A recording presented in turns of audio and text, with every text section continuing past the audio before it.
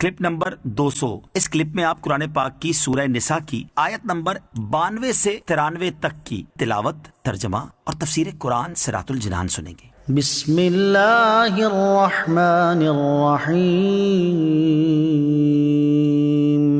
ترجمہ: اللہ کے نام سے شروع جو نہایت مہربان رحمت والا ہے۔ وما كان لمؤمن أن يقتل مؤمنا إلا خطأ ومن قتل مؤمنا خطأ فتحرير رقبة مؤمنة ودية مسلمة إلى أهله إلا أن يصدقوا فإن كان من قوم عدو لكم وهو مؤمن فتحرير رقبة مؤمنة وَإِن كَانَ مِن قَوْمٍ بَيْنَكُمْ وَبَيْنَهُم مِّيثَاقٌ فَدِيَةٌ مُّسَلَّمَةٌ إِلَىٰ أَهْلِهِ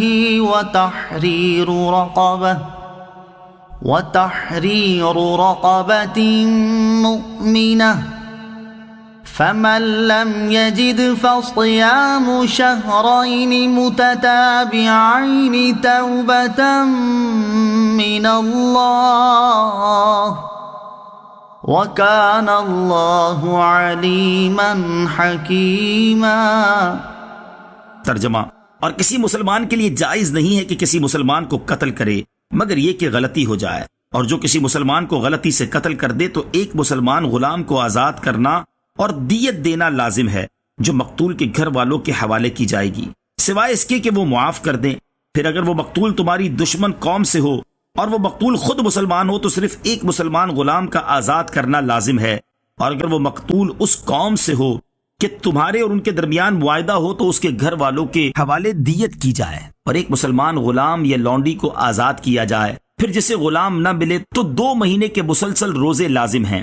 یہ اللہ کی بارگاہ میں اس کی توبہ ہے، اور اللہ جاننے والا حکمت والا ہے۔ وما كان لمؤمن ان يقتل مؤمنا، اور کسی مسلمان کے لیے دوسرے مسلمان کو قتل کرنا جائز نہیں۔ یہ آیت مبارکہ عیاش بن ربیعہ مخزومی کے بارے میں نازل ہوئی۔ ان کا واقعہ یوں ہے کہ وہ ہجرت سے پہلے مکہ مکرمہ میں مسلمان ہو گئے اور گھر والوں کے خوف سے مدینہ طیبہ جا کر پناہ گزین ہو گئے۔ ان کی ماں کو اس سے بہت بے قراری ہوئی اور اس نے حارث اور ابو جہل اپنے دونوں بیٹوں سے جو عیاش کے سوتیلے بھائی تھے یہ کہا کہ خدا کی قسم نہ میں سائے میں بیٹھوں گی اور نہ کھانا چکھوں گی اور نہ پانی پیوں گی جب تک تم عیاش کو میرے پاس نہ لے کر آؤ۔ وہ دونوں حارث بن زید کو ساتھ لے کر تلاش کے لیے نکلے اور مدینہ طیبہ پہنچ کر عیاش کو پا لیا اور ان کو ماں کے جزا فضا کرنے، بے قراری اور کھانا پینا چھوڑنے کی خبر سنائی، اور اللہ عز و جل کے نام پر یہ عہد کیا کہ ہم دین کے متعلق تجھ سے کچھ نہ کہیں گے، بس تم مکہ مکرمہ چلو۔ اس طرح وہ عیاش کو مدینے سے نکال لائے اور مدینے سے باہر آ کر اس کو باندھا اور ہر ایک نے 100 کوڑے مارے۔ پھر ماں کے پاس لائے تو ماں نے کہا میں تیری مشقیں نہ کھولوں گی جب تک تو اپنا دین ترک نہ کرے گا۔ پھر عیاش کو دھوپ میں بندھا ہوا ڈال دیا، اور ان مصیبتوں میں مبتلا ہو کر عیاش نے ان کا کہا مان لیا اور اپنا دین ترک کر دیا۔ اس پر حارث بن زید نے عیاش کو ملامت کی اور کہا تو اسلام پر تھا، اگر یہ حق تھا تو نے حق کو چھوڑ دیا، اور اگر باطل تھا تو باطل دین پر رہا۔ یہ بات عیاش کو بڑی ناگوار گزری، اور عیاش نے حارث سے کہا کہ میں تجھے اکیلا پاؤں گا تو خدا کی قسم ضرور تمہیں قتل کر دوں گا۔ اس کے بعد عیاش اسلام لے آئے اور انہوں نے مدینہ طیبہ ہجرت کر لی، اور ان کے بعد حارث بھی اسلام لے آئے اور وہ بھی ہجرت کر کے رسول کریم علیہ الصلوۃ والسلام کی خدمت میں پہنچ گئے۔ لیکن اس روز عیاش موجود نہ تھے اور نہ انہیں حارث کے اسلام کی اطلاع ہوئی۔ قبا شریف کے قریب عیاش نے حارث کو دیکھ لیا اور قتل کر دیا تو لوگوں نے کہا اے عیاش تم نے بہت برا کیا، حارث اسلام لا چکے تھے۔ اس پر عیاش کو بہت افسوس ہوا اور انہوں نے رحمت دو عالم علیہ الصلوۃ والسلام کی خدمت اقدس میں حاضر ہو کر واقعہ عرض کیا اور کہا کہ مجھے قتل کے وقت ان کے اسلام کی خبر ہی نہ ہوئی۔ اس پر یہ آیت کریمہ نازل ہوئی اور کفارے کی صورت بیان کی گئی۔ ومن قتل، اور جو قتل کرے۔ یہاں آیت میں قتل کی 4 صورتوں کا بیان ہے اور پھر 3 صورتوں میں کفارے کا بیان ہے۔ پہلی صورت یہ کہ مسلمان کا کسی دوسرے مسلمان کو ناحق قتل کرنا حرام ہے۔ دوسری صورت یہ کہ مسلمان کسی دوسرے مسلمان کو غلطی سے قتل کر دے، جیسے شکار کو مار رہا ہو مگر گولی مسلمان کو لگ جائے، یا کسی کو حربی کافر سمجھ کر مارا لیکن قتل کے بعد معلوم ہوا کہ مقتول تو مسلمان ہے۔ اس صورت میں قاتل پر ایک غلام یا لونڈی کو آزاد کرنا لازم ہے، اور اس کے ساتھ وہ دیت بھی ادا کرے گا جو مقتول کے وارثوں کو دی جائے گی، اور وہ اسے میراث کی طرح تقسیم کر لیں۔ دیت مقتول کے ترکے کے حکم میں ہے، اس سے مقتول کا قرضہ بھی ادا کیا جائے گا اور وصیت بھی پوری کی جائے گی۔ ہاں اگر مقتول کے ورثہ دیت معاف کر دیں تو وہ معاف ہو جائے گی۔ تیسری صورت یہ ہے کہ اگر وہ مقتول دشمن قوم سے ہو لیکن وہ مقتول بذات خود مسلمان ہو تو صرف ایک مسلمان غلام آزاد کرنا لازم ہے اور دیت وغیرہ کچھ لازم نہ ہوگی۔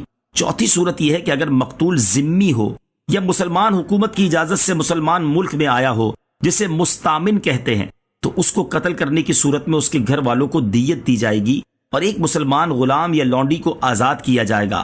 البتہ اگر غلام لونڈی نہ ملے، جیسے ہمارے زمانے میں غلام لونڈی ہیں ہی نہیں، تو پھر 2 مہینے کے مسلسل روزے رکھے جائیں گے۔ یہ یاد رہے کہ قتل خطا کے کفارے میں کافر غلام آزاد نہ کیا جائے گا، باقی کفارات میں حنفی مذہب میں ہر طرح کا غلام آزاد کر سکتے ہیں، جیسے روزے کا یا زہار کا کفارہ ہو۔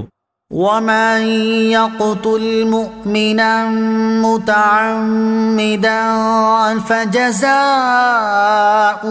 جَهَنَّمُ خَالِدًا فِيهَا وَغَضِبَ اللَّهُ عَلَيْهِ وَلَعَنَهُ وَأَعَدَّ لَهُ عَذَابًا عَظِيمًا۔ ترجمہ: اور جو کسی مسلمان کو جان بوجھ کر قتل کر دے تو اس کا بدلہ جہنم ہے، عرصہ دراز تک اس میں رہے گا، اور اللہ نے اس پر غضب کیا اور اس پر لعنت کی اور اس کے لیے بڑا عذاب تیار کر رکھا ہے۔ وَمَن يَقْتُلْ، اور جو قتل کرے۔ اس سے پہلی آیت میں غلطی سے کسی مسلمان کو قتل کر دینے کا حکم بیان کیا گیا، اور اس آیت میں جان بوجھ کر کسی مسلمان کو قتل کرنے کی اخروی وعید بیان کی گئی ہے۔